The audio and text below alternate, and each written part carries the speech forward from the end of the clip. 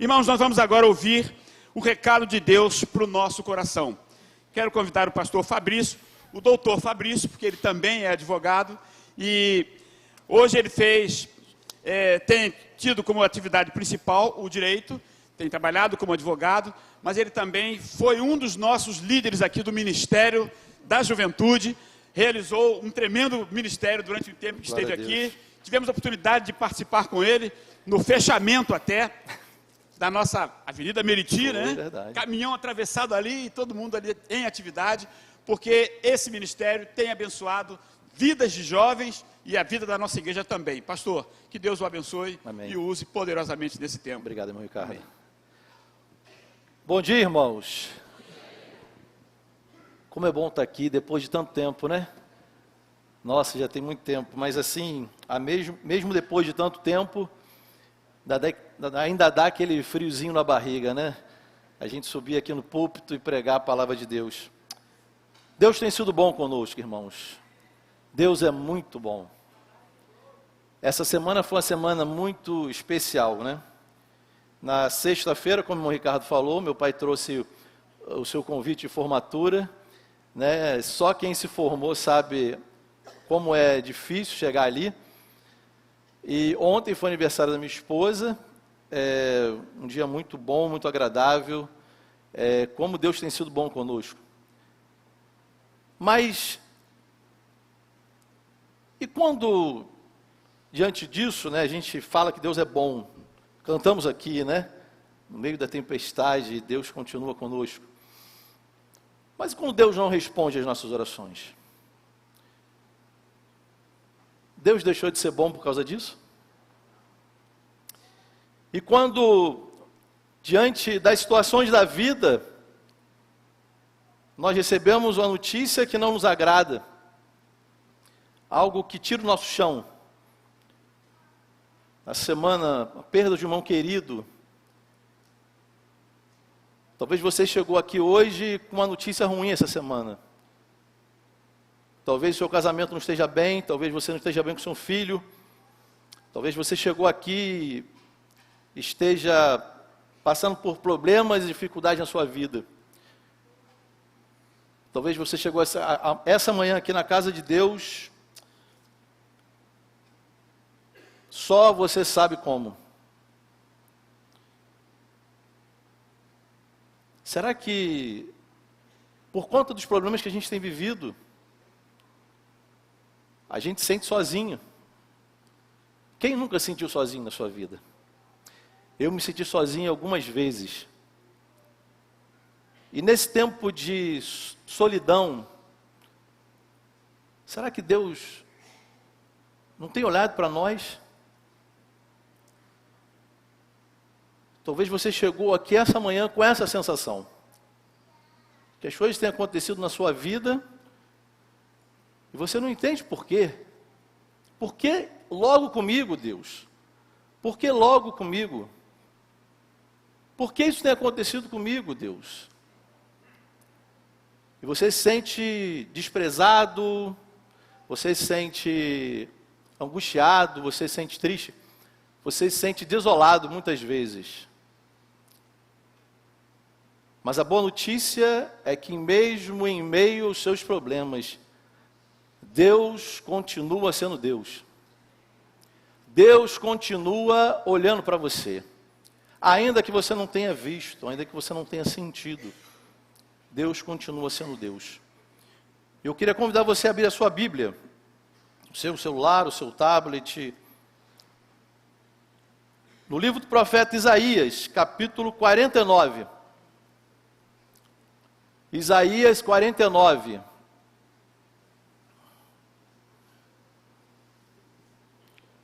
Nós estaremos lendo os versos 13 ao verso 16. Isaías 49, versos 13 a 16. Se você tem a sua Bíblia aí, em papel, marque esse versículo na sua Bíblia. Deixe ele marcado. Se você está no seu tablet aí, se você puder marcar, marque. Deixe um lembrete, né, Demetrios? Esses tempos modernos, eu confesso para você que ainda são meio confusos para mim. Marque esse texto aí no seu celular, na sua Bíblia. Isaías 49, a partir do verso 13 ao verso 16. Diz assim a palavra do Senhor: Cantai, ó céus, alegra-te, ó terra, e vós, montes, rompei em cânticos, porque o Senhor consolou o seu povo, e dos aflitos se compadece. Mas Sião diz: o Senhor me desamparou, o Senhor se esqueceu de mim. Acaso pode uma mulher esquecer-se do filho que ainda mama, de sorte que não se compadeça do filho do seu ventre? Mas ainda que essa viesse a se esquecer dele, eu, todavia, não me esquecerei de ti. Eis que as palmas das minhas mãos te gravei, e os teus muros estão continuamente perante mim. Vamos orar? Vamos falar com Deus nesse tempo. Pai, agora, Deus, pedimos que a tua ação, Pai, seja completa aqui nesse lugar. Que o teu Espírito tenha liberdade para falar aos nossos corações. Que saímos daqui, Deus, com a certeza que foi o Senhor que falou conosco essa manhã. Perdoa os nossos pecados, no nome de Jesus. Amém. Bem, queridos, nós lemos o texto. O profeta Isaías fala ao povo que estava no cativeiro. O povo não estava longe de Israel. E o povo se sentia triste, desamparado, desanimado. A boa nova, queridos, como falei, é que Deus continua sendo Deus, porque Ele jamais esquece dos seus filhos. Eu sei que muitas vezes as situações da vida dizem ao contrário. Mas o texto ele é bem enfático. Ainda que uma mãe pudesse esquecer do filho que ainda mama, eu, porém, não me esquecerei de vocês. Aquelas mães, né, Dani? Podem esquecer dos seus filhos? Eu sei que tem algumas mães que esquecem os filhos no shopping, dentro do carro, vão embora e depois lembram: meu filho, tem que voltar para buscar. Mas Deus jamais se esquece de nós, queridos. Eu lembro da história de Lucas capítulo 24, em que Jesus havia ressuscitado, e ele vai caminhando, e no caminho encontra dois homens. Esses homens vinham discutindo, tristes, abatidos, desanimados, porque Jesus havia morrido. E durante o caminho eles começam a conversar, e do nada aparece ali Jesus. E Jesus pergunta a eles: por que vocês estão tristes? Por quê? Qual o motivo? E eles respondem a Jesus: você não sabe o que aconteceu? Nossas esperanças estavam nele, em Jesus, e ele morreu. Até então, eles não reconheceram Jesus. E Jesus continua conversando com eles, batendo papo. E chega a hora que chega o caminho, e ele fala: olha, eu vou entrar aqui nessa cidade. E ele fala: não vai embora não, vem com a gente. O papo está tão bom, está tão gostoso, vamos continuar batendo papo. E eles continuaram conversando. E os seus corações começaram a ficar agora alegres. E aí eles param no lugar e vão comer. Crente bom é crente que para comer alguma coisa, né? E aí eles param para comer. E Jesus parte o pão. E no partir do pão, eles reconhecem: é Ele. E Ele some. E aí vem o bom discurso, porque eles falam: será que o nosso coração não percebeu que Ele estava conosco o tempo todo? Assim é a nossa vida, irmãos. Às vezes, nós estamos caminhando na vida, problemas vêm, dificuldades acontecem, e Jesus está do nosso lado, caminhando conosco, indo junto conosco, e nós estamos tristes, desanimados, abatidos. Queridos, uma coisa é certa, mesmo nas dificuldades, Jesus está ali conosco. Daniel é jogado na cova dos leões, e aí a grande pergunta, por que Deus não salvou Daniel da cova? Por quê? Por quê? Para que o nome dele fosse glorificado, para que ele fosse lá dentro da cova, e os leões não sentissem o seu cheiro. E ali dentro da cova, o poder de Deus é manifesto. Às vezes, irmãos, nós temos que passar pela prova, às vezes nós temos que ser jogados na cova dos leões, para que o poder de Deus seja manifesto na nossa vida. Mas o problema é que a gente hoje acha que o crente não tem problemas, não tem dificuldades, não tem lutas. É o evangelho que muitas vezes é pregado, que é uma mentira. Jesus, ele fala para nós, no mundo tereis aflições, mas tem de bom ânimo, porque eu venci o mundo. Primeiro virão as aflições, para depois haver a vitória. Nós queremos a vitória, mas não queremos as cicatrizes para chegarmos à vitória. Nós queremos vencer, mas não queremos passar pela prova. A promessa de Deus é que ainda que eu ande pelo vale da sombra da morte, eu não temerei mal algum, porque tu estás comigo, e a tua vara e o teu cajado me consolam. Ainda que eu passe pelo vale,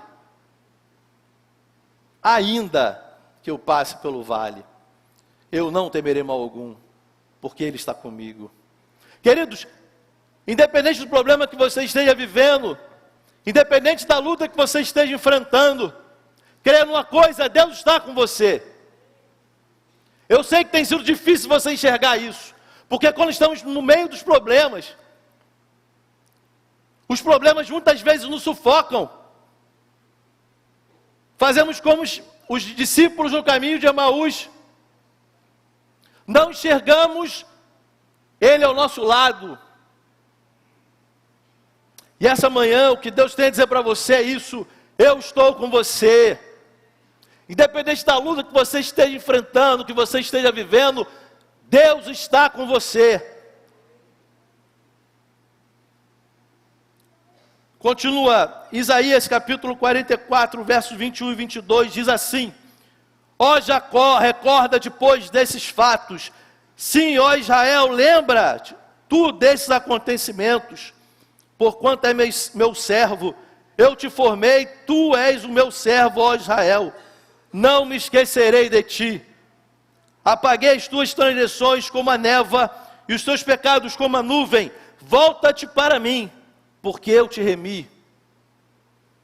A promessa de Deus é que nós estaríamos com Ele. Não é que nós não teríamos problemas, é que no meio dos problemas, o Senhor iria manifestar a sua glória e o seu poder na nossa vida. Por isso o problema que você tem enfrentado, ele pode ser algo que Deus tem a dizer para você. Pode ser alguma coisa que Deus queira manifestar na sua vida. Mas creia numa coisa, mesmo diante dos problemas e diante das lutas, o Senhor nos sustenta. E aí vem o segundo ponto. Deus é Deus porque Ele não esquece dos seus filhos. Deus é Deus porque Ele sustenta os seus filhos. Queridos, eu fiquei desempregado durante 5 anos. 5 anos eu fiquei desempregado. Durante 5 anos, nunca faltou 1 grão de feijão na nossa mesa. Porque, da mesma forma que Deus fechava uma porta, e eu falei ao Sr. Michele outro dia, Eu ia entregar currículo naquela época, olha como é que está ficando velho. A gente entregava currículo, saía com uma pastinha embaixo do braço. Ia para o centro da cidade, né, entregar os currículos. E aí, uma vez eu fui fazer uma entrevista lá no Arsenal de Marinha, lá no Niterói. O sujeito me chamou depois da reunião, depois da entrevista, e falou: rapaz, você é o cara que eu quero, você tem o perfil que eu quero, você é o cara que eu quero. Falei: glória a Deus. Eu vou te ligar essa semana. Já se vão uns 10 anos, já até hoje ele não me ligou. Quantas vezes a gente passa por isso? O texto é muito claro em Isaías. Acaso pode uma mulher esquecer-se dos filhos que ainda mama?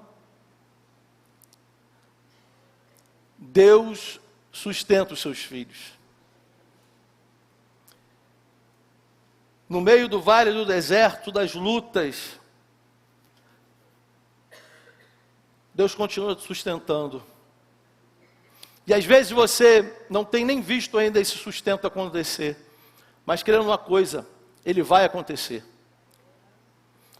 E aí eu lembro daquela história do profeta Elias,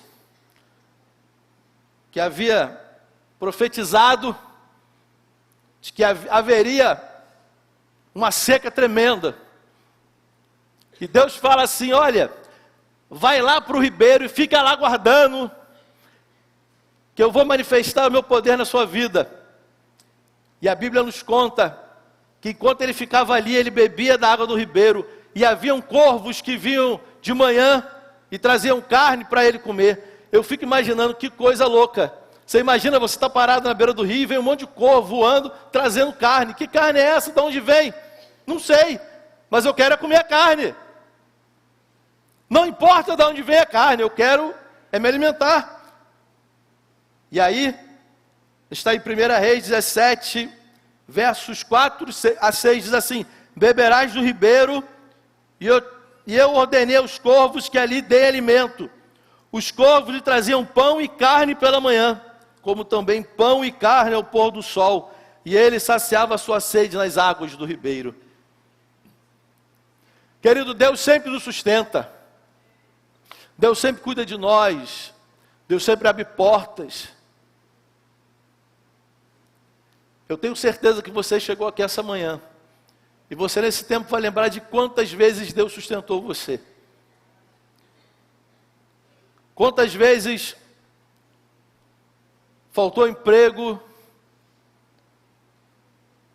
mas Deus estava ali.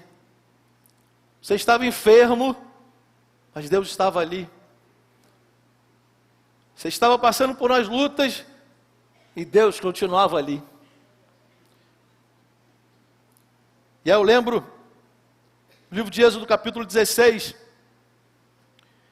em que o povo sai do Egito, segundo eles, com o maior cara de pau, fala assim: mas Moisés, você vai me tirar aqui do Egito que eu comia carne. Que carne nada, irmãos, que isso? O cara era escravo no Egito, comia carne no Egito, Ricardo, olha só. E aí começa a reclamar com Moisés: oh Moisés, a gente vê, você tira a gente do Egito, você tira a gente da escravidão para morrer nesse deserto aqui. E aí Deus fala assim, na sua misericórdia, né? Na sua graça, Ele fala assim: eu vou mandar um negócio que nunca ninguém viu, e nunca ninguém mais verá. O nome desse negócio é maná. E eu fui estudar o que era o maná. É como se fosse uma bola de gelo, sei lá, né? Uma bola de gelo ali, que tem nutrientes suficientes para a pessoa comer e passar o dia. Mas o povo é igual a mim, igual a você. O que eles fizeram? Caiu o maná, o povo correu, catou um monte que eles podiam, colocaram dentro do pote e falou assim: agora está garantido amanhã. E Deus fala: no final do dia, não vai ter nenhuma utilidade esse maná. Isso era para que o povo de Deus confiasse em Deus todo dia. Talvez você tenha aqui essa manhã guardado tanta coisa para amanhã. Queridos, não existe amanhã. Sinto lhe informar. Viva o hoje. Coloque na sua disposição de Deus hoje. Porque Deus sustenta você hoje. Não guarde o maná, porque ele vai estragar. Não adianta. Porque o servo de Deus, ele precisa viver na dependência de Deus todo dia. Por isso não confie no seu trabalho, não confie na sua força, não confie no concurso que você fez. Confie em Deus. Não confie na sua conta bancária, não confie na sua influência. Não confie naquele poder que você acha que você tem, porque ele não vale nada diante de Deus. Nós precisamos viver na dependência do Senhor, porque Ele cuida de nós. Não adianta guardar nada para amanhã. O que você tem que fazer, faça hoje. Ame os seus filhos hoje, ame a sua esposa hoje, ame os seus irmãos hoje, ame a sua igreja hoje. Hoje é o dia, não é amanhã. Entregue a sua vida a Cristo hoje, porque hoje é o dia, não há amanhã.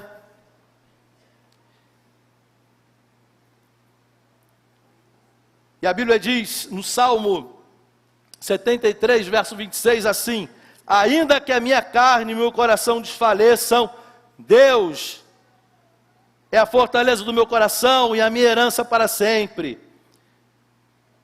E aí um versículo que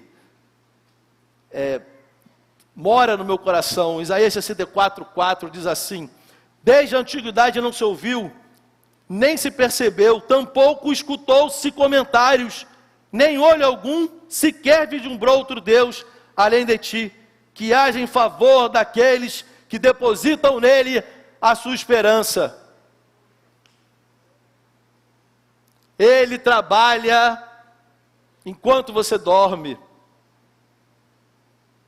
Ele trabalha por aqueles que colocam nele a sua esperança.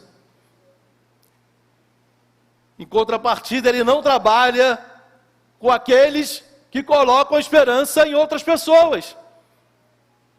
Você quer que Deus trabalhe na sua vida? Coloque a sua esperança nele, querido. Coloque nele a sua confiança. Confie nele de todo o seu coração. Em último lugar, Deus sempre tem algo melhor para os seus filhos. Deus é Deus porque Ele não esquece dos seus filhos. Deus é Deus porque Ele sustenta os seus filhos. Deus é Deus porque Ele tem o melhor para os seus filhos. Sabe, às vezes a gente faz tantos planos. A gente sonha com um monte de coisa. Mas a melhor coisa é a gente sonhar os planos de Deus. Porque nem sempre os planos de Deus são os seus planos.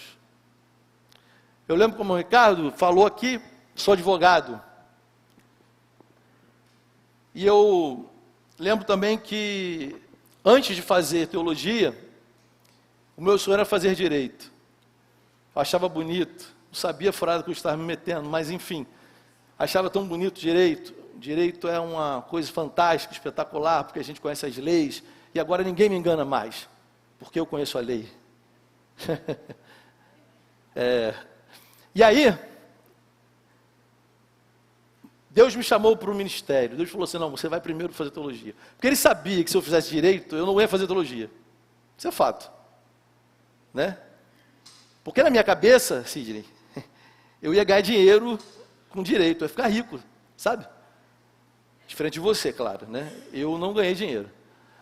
Até agora. Estou aguardando a dispensação do Senhor, né?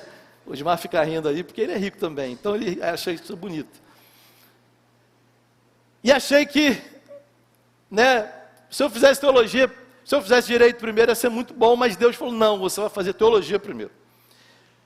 Só quem sobe aquela ladeira do Seminário do Sul, sabe como é chegar lá em cima, né?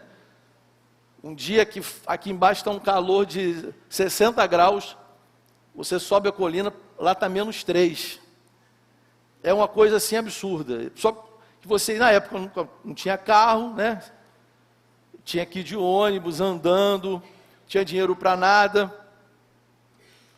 Voltava de ônibus para casa à noite, no 629. passava só em lugar bom, né? Na beira da praia, coisa linda, né? Jacarezinho, Vila Cruzeiro, só lugar bom, né? Mas na época era tranquilo.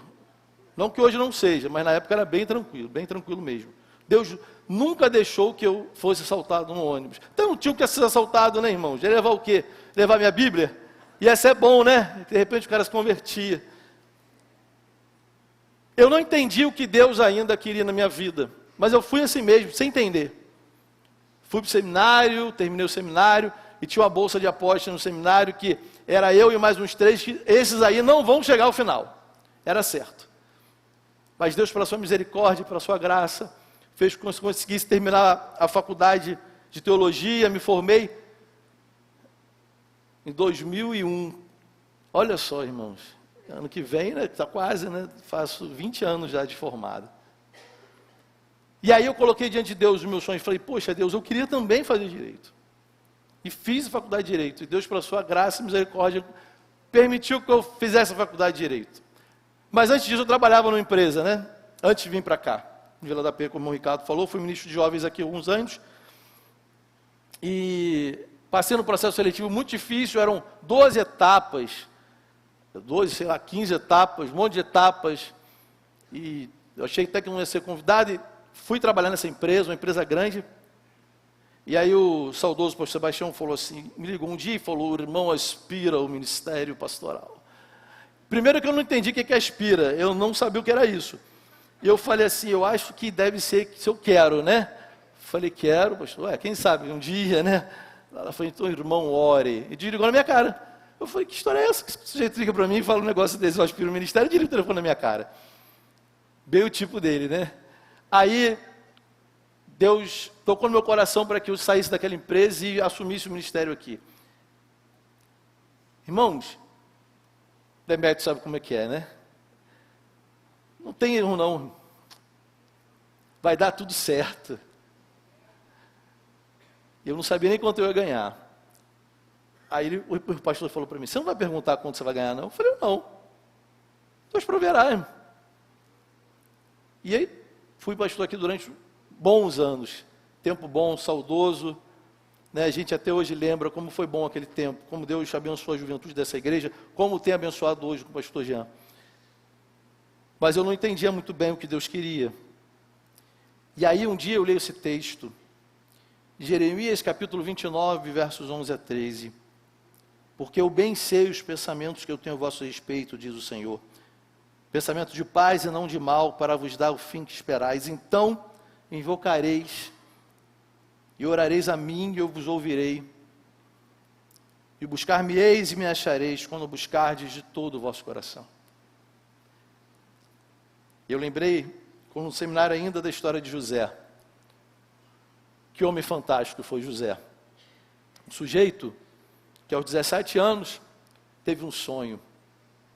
Um sonho que, primeiro, as estrelas se prostrariam diante dele, depois uns feixes de trigo, um sonho meio esquisito. José não sabia, mas os seus irmãos odiavam ele, porque José tinha uma roupa diferente.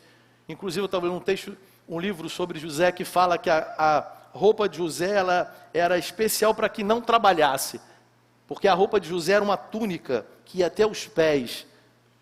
E o sujeito que trabalha no campo tem que ter desenvoltura. Como é que ele ia trabalhar com um negócio agarrado lá no pé?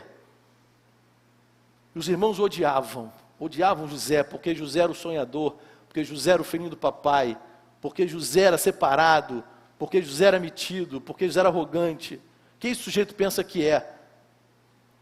E um belo dia, um dos seus irmãos fala assim, eu tenho um plano perfeito, vamos para o campo, a gente pega José e mata ele. Aí um dos seus irmãos, o mais velho, fala, não, matar não, vamos jogar ele numa cisterna, vamos guardar ele ali, e quando os egípcios passarem, a gente vende ele, ele vai embora, e nunca mais nós vamos vê-lo. E assim foi feito. Eles pegam a túnica que eles odiavam, rasgam ela, mancham no sangue dos animais e falam para o seu pai, olha, José morreu. José foi vendido E José era um sujeito formidável, como eu gosto da história dele. José é vendido para Potifar, um homem rico, importante, influente. E a casa de Potifar prospera com José. Só que não acaba a história por aí. Podia acabar. A mulher de Potifar fica encantada com José. Eu quero esse sujeito para mim. Ó. É agora, José, você não me escapa. E ela arma o plano perfeito. É hoje, José. Só que José foge. Quantas vezes a gente quer enfrentar o pecado, né? Quer enfrentar e se ferra, né? Muitas vezes se dá mal. José fala assim, eu tenho que fugir dessa mulher. E ele foge. Potifar sabia que a sua esposa já não era uma boa pessoa. Porque ele fica incomodado com aquela situação, mas tem que um nome a zelar. Pega José e joga onde? Na prisão. Por que que eu não deixei ser seduzido por ela? Estava tudo bem. Foi isso que José fez? Não. José jogado lá de novo na cisterna. Mais uma vez. Ele deve ter pensado, tudo de novo. Mas não. José vai para a cisterna, mesmo, para prisão. Prisão é um lugar bom, né, irmãos? É ou não é? Mas com José se torna. Olha que coisa louca, irmãos. José vai para a prisão e a prisão prospera com José. Porque eu sei os planos que eu tenho para você, José. José faz a prisão prosperar.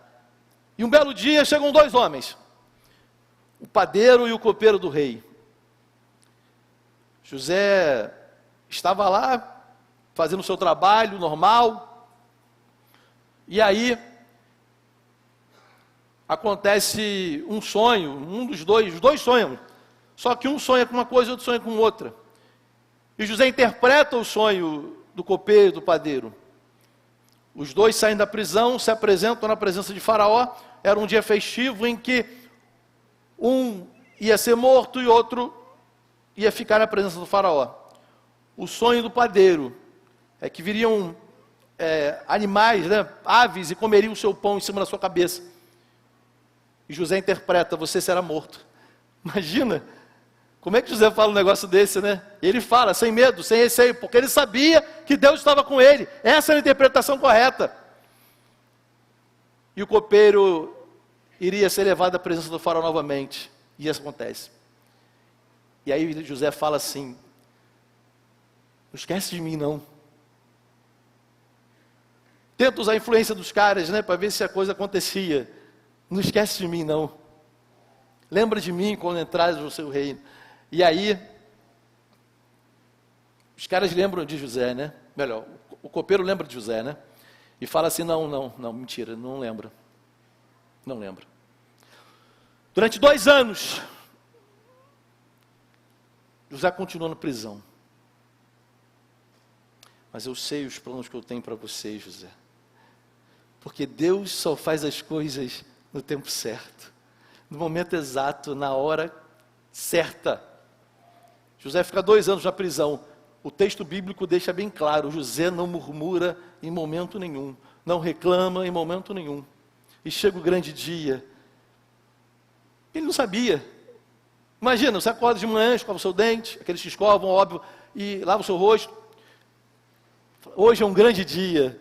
Aqueles, já viu esse sujeito agora de coach, fala, não, você tem que falar que quando você acorda, você tem que abrir os seus braços, olhar no espelho e falar, hoje é um grande dia.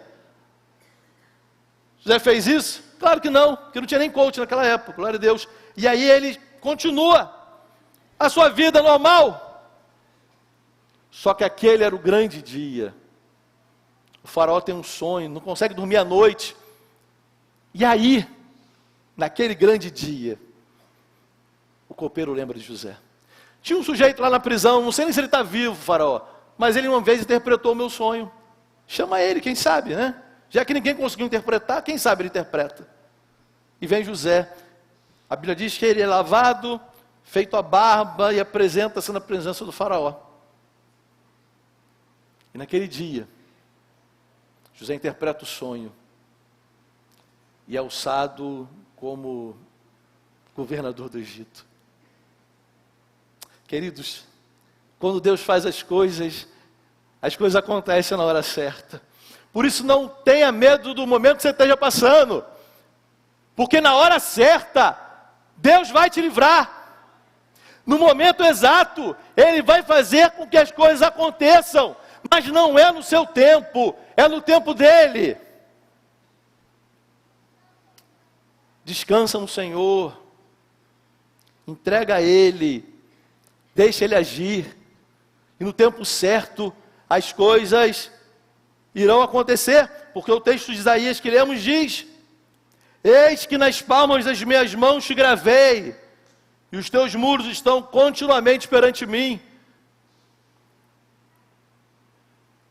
Toda vez que Deus olha para suas mãos, seus nomes estão ali, Demétrios, Ricardo, Luiz, e fala: eu não posso esquecer desses caras. Na hora certa, as coisas vão acontecer. Para encerrar, leio para vocês um texto que diz assim: meu prezado Senhor, direi apenas algumas poucas palavras. A vida fez de mim um homem bem familiarizado com as decepções. Aos 23 anos tentei um cargo na política e perdi. Aos 24 abri uma loja, não deu certo. Aos 32 tentei um negócio de advocacia com amigos, mas logo rompemos a sociedade. Ainda naquele ano tive um grave colapso nervoso e passei um bom tempo no hospital. Com 45 anos disputei uma cadeira no Senado e não ganhei. Aos 47 anos concorri à nomeação pelo Partido Republicano para a eleição geral e fui derrotado. Já podia terminar por aí, né? Já estava até bom. Aos 49 tentei o Senado e fracassei novamente. Mas aos 51 anos, finalmente fui eleito presidente dos Estados Unidos da América. Por isso, não venha me falar de dificuldades, tropeços ou fracassos. Não me interessa saber se você falhou. O que interessa é se você soube aceitar o tropeço. Todos os infortúnios que vivi me tornaram um homem mais forte, me ensinaram lições importantes. Aprendi a tolerar os medíocres, afinal Deus deve amá-los porque fez vários deles. Aprendi que os princípios mais importantes podem e devem ser inflexíveis. Aprendi que quando se descobre que uma opinião está errada, é preciso descartá-la. Aprendi que a melhor parte da vida de uma pessoa está nas suas amizades. Aprendi que nunca se deve mudar de cavalo no meio do rio. Se você está vivendo um momento temporário de fracasso, posso afirmar, com certeza da minha maturidade ou dolorida experiência, que você jamais falhará se estiver determinado a não fazê-lo. Por mais que você encontre dificuldades no caminho, não desista, pois saiba que o campo da derrota não está povoado de fracassos, mas de homens que tombaram antes de vencer. Sinceramente, Abraham Lincoln, 16º presidente norte-americano. Quantas vezes esse é o retrato da sua vida? O sujeito perde tudo que tentou, mas termina de forma magnífica. Por mais que você encontre dificuldades no caminho, não desista, pois saiba que o campo da derrota não está povoado de fracassos, mas de homens que tombaram antes de vencer. Eu queria orar com você nesse tempo.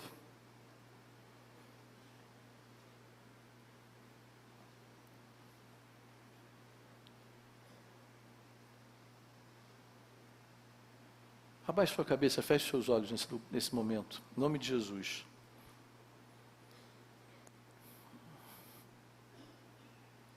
Talvez você tenha chegado aqui essa manhã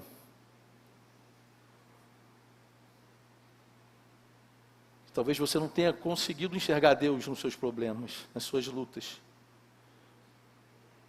Talvez como Abraham Lincoln, você esteja passando por momentos difíceis, derrotas em cima de derrotas, dificuldades em cima de dificuldades, problemas em cima de problemas. Mas essa manhã, Deus falou com você. Independente do problema que você esteja vivendo, Deus está com você. Certa vez, o profeta estava enfrentando um grande exército. E ele pediu a Deus: Senhor, nós estamos aqui enfrentando esse grande exército. E o rei estava desesperado porque ele achou que ia morrer naquele dia.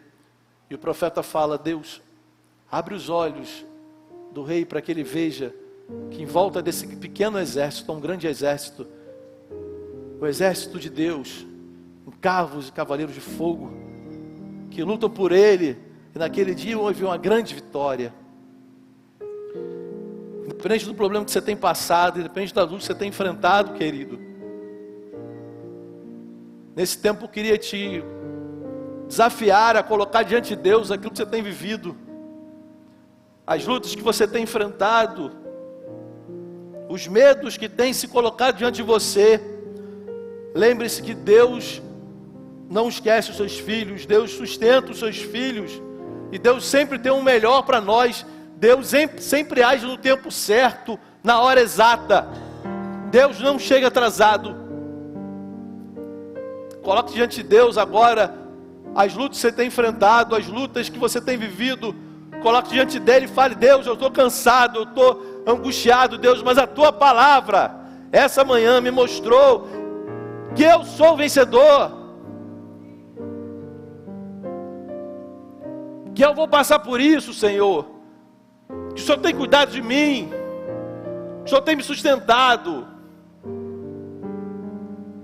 Talvez você chegou aqui também essa manhã e tem se sentido sozinho. Talvez você chegou aqui essa manhã e não teve um encontro com Cristo. Creia numa coisa, querido: Jesus está com você. Ele está batendo na porta aí do seu coração. Ele está pedindo: me deixe entrar, eu quero morar com você. Se você chegou aqui se sentindo sozinho, creia uma coisa, querido, querida: você pode sair daqui hoje com o Rei dos Reis, o Senhor dos Senhores habitando na sua vida. O ser mais poderoso do universo habita em mim e pode habitar em você. Se você chegou aqui e ainda não conhece a Cristo, não teve um encontro com Ele, mas essa manhã você quer entregar a Ele os seus problemas, as suas lutas, as suas dificuldades, eu queria te convidar a fazer oração comigo, muito simples. Você não precisa fazer em voz alta, você não precisa falar com ninguém. Faça aí na sua mente: Senhor Deus,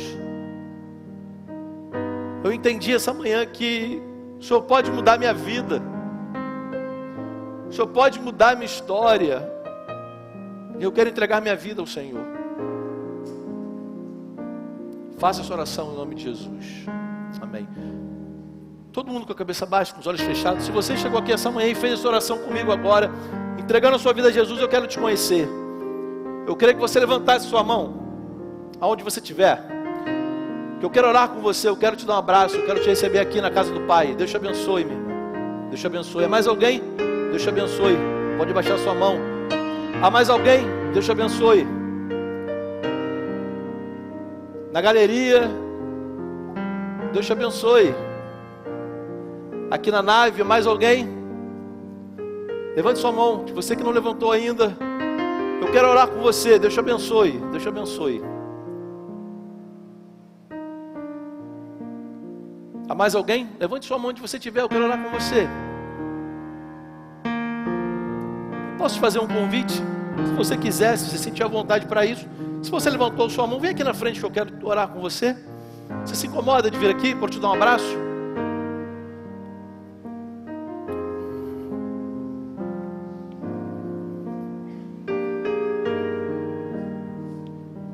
Vem cá.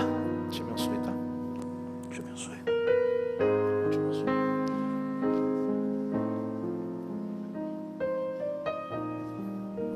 Te abençoe. Paz, querido, te abençoe. Vem aqui perto.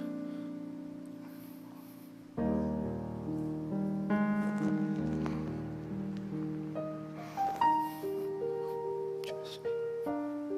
Vem aqui na frente, cara.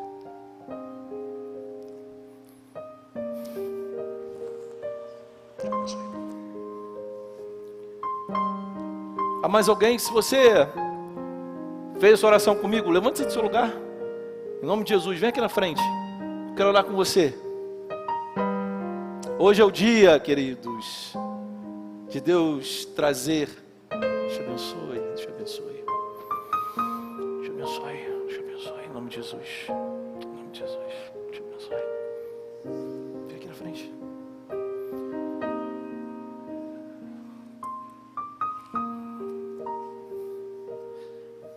Glória a Deus. Deus te abençoe. Glória a Deus. Fica aqui, pera. Há mais alguém?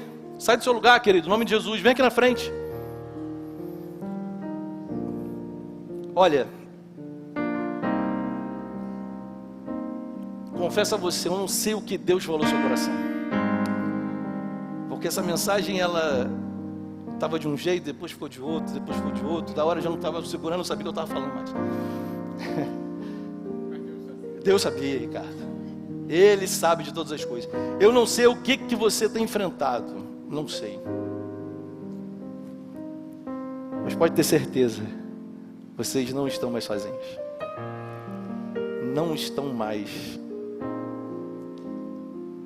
Vocês têm agora do seu lado, vocês abrindo o coração para Jesus, com certeza, de verdade, o ser mais poderoso do universo ao seu lado. Deus Todo-Poderoso, o Senhor dos Senhores, o Rei dos Reis.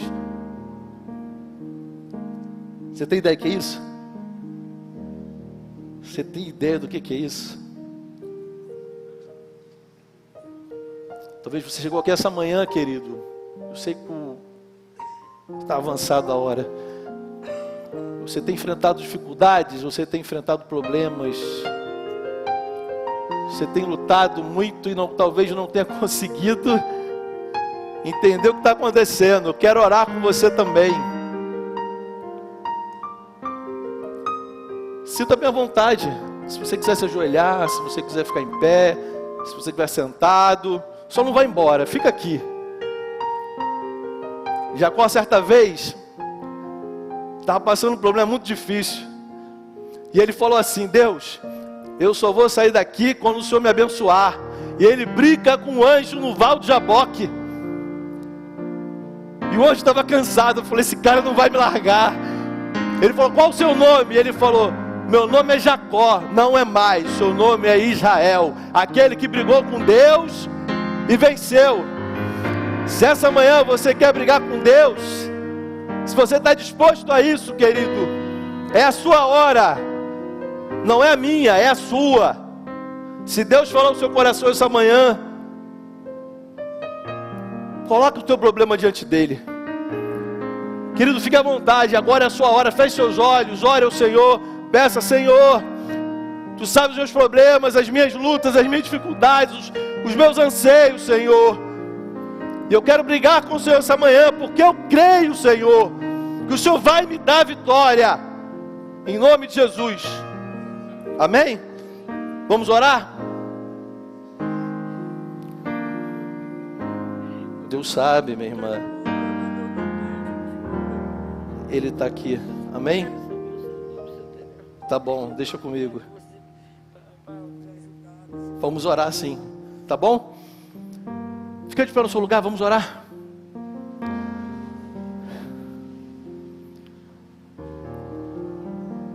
Pai, nós sabemos quando é o Senhor que fala. Nós temos a certeza quando o Senhor fala à tua igreja. Eu te glorifico, Senhor, porque essa manhã o Senhor falou na vida da tua igreja, Deus. Eu te glorifico por isso, Senhor. Agora, Pai, em nome de Jesus, eu venho te agradecer essas vidas, Senhor, que aqui chegaram, entregando, Senhor, as suas vidas a Jesus. Pai, sela a cada um deles com o teu Santo Espírito, Senhor. Repreende em nome de Jesus todo o mal, Senhor, que venha contra essas vidas. Que elas sejam seladas e os seus nomes sejam escritos no livro da vida, Deus. Aquele livro que não pode apagar, não pode riscar. Que o nome de cada uma delas, Senhor, nessa manhã seja escrito no livro da vida, em nome de Jesus. Agora, Deus, eu venho te pedir pelos meus irmãos, Pai, que chegaram aqui essa manhã, passando por problemas, por dificuldades, Senhor, por lutas. Só o Senhor sabe, Deus.